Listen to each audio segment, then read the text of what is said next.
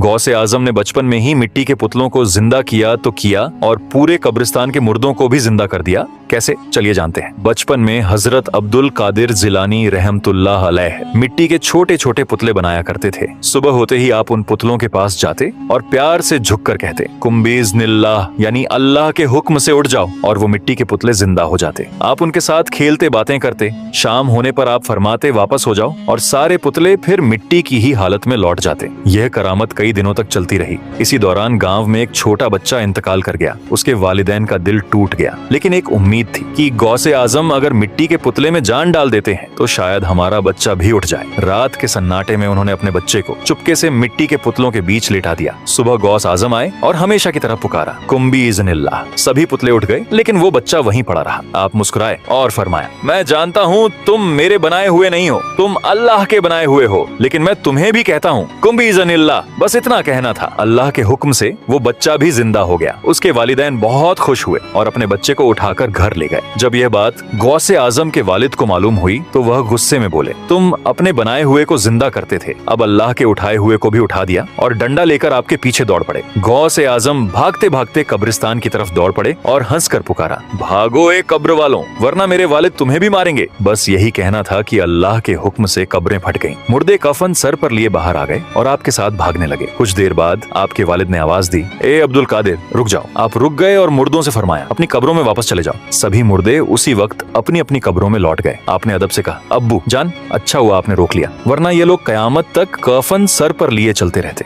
यह वाकया साबित करता है कि अल्लाह ताला अपने नेक बंदों को ऐसी करामातें देता है जो आम इंसान की समझ से बहुत ऊपर होती हैं। अगर आप भी गौसे आजम के सच्चे दीवाने हैं और ये वाकया आपके दिलों को छू गई तो दिल से लिखिए सुभान अल्लाह और लाइक सब्सक्राइब जरूर करें।